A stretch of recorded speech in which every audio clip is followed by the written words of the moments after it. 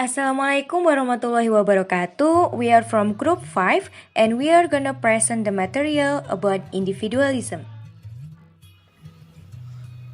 The first material, I'm going to talk about what is individualism in general. So, individualism is an understanding that desire freedom of movement and a belief for everyone.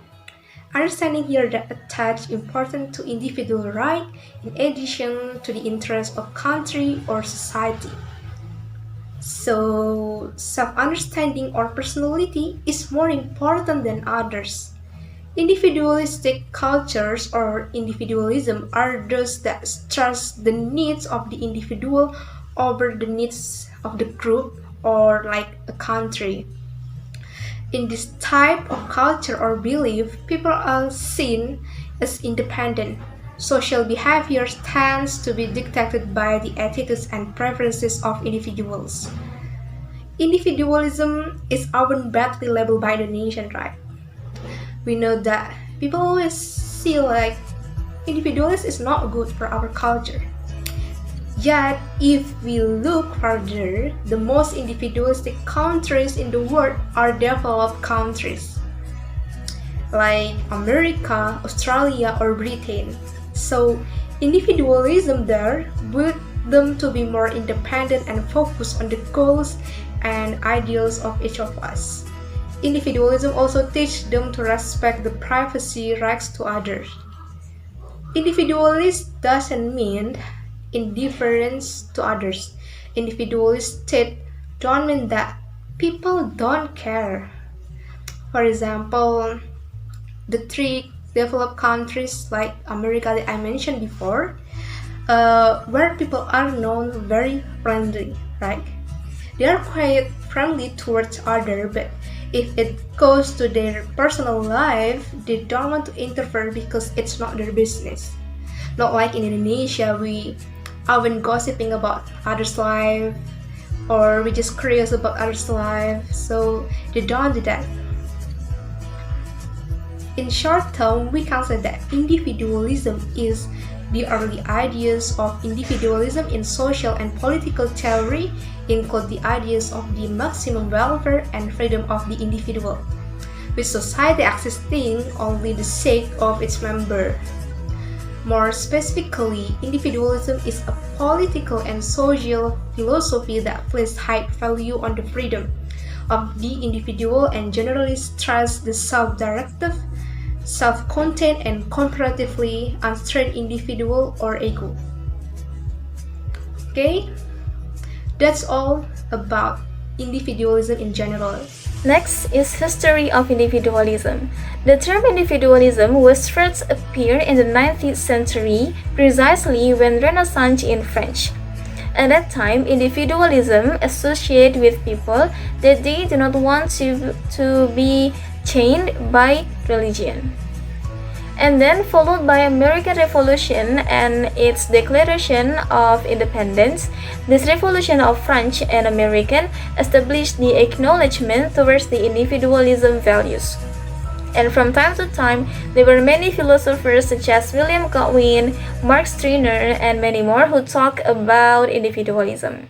And each of them then grown up to several movements in politics, philosophy, art, and also social activism in early 20th century. There are also several traits of individualistic culture.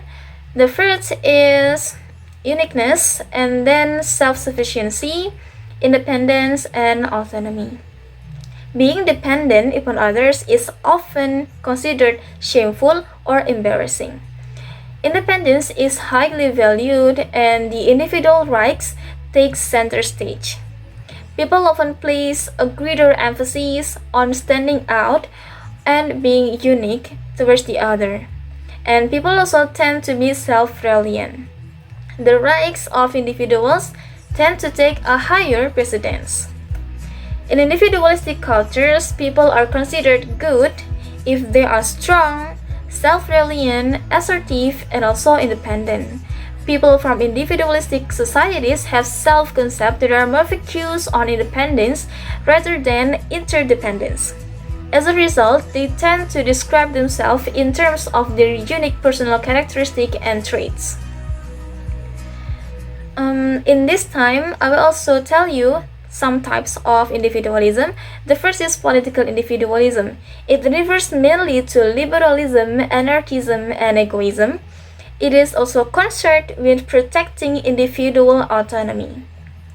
And then the second one is philosophical individualism.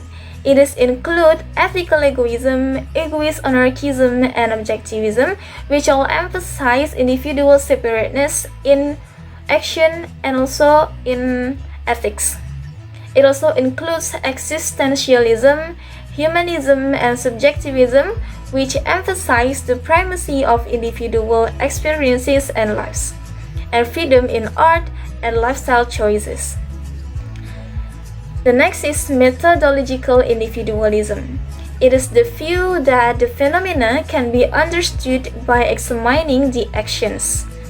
It is the policy of analyzing economics issues in terms of individual choices. The last one is Bohemian individualism. It is the social movements beginning in the 1950s, characterized by radical diversity and freedom in all aspects of life, such as the American Civil Rights Movement, the Beat Poets, the Hippies, the Sexual Revolution and Punk Movement, and also many others. Actually, there are many types of individualism, such as economic individualism, competitive individualism, hedonist, and many more. And all these types of individualism is like the principle that people hold in many aspects of their lives. So that is the history, traits or characteristic, and also the types of individualism. The next is about the individualism in America, Britain, and also in Australia. We are going to individualism in America. United States of America is a country located in North America. This country is also often referred to as the most developed and strongest country in the world. The United States turned out to be the most individualistic country in the world. First, individualism has become the most important cultural element to give cultural identity for the American nation. The individualistic character of the pioneers, in the sense of belief in one's ability to achieve goals, these people tend to reject any form of outside authority, especially governance. They prefer to manage all affairs individually in small communities where individual rights guaranteed. Next, Americans are more likely to prioritize themselves over a group, and they value independence and autonomy. This societal ethos can be seen in how Americans relate to each other. Next, Americans do not tend to touch each other during interpersonal interaction. Americans maintain a greater distance of personal space between themselves and others, compared to more touch-oriented, collectivistic culture like in Latin American or Mediterranean countries. As such, there is less physical contact and touch between friends, family, and strangers. Next, Americans' individualistic culture makes non-sexual, interpersonal touch less frequent.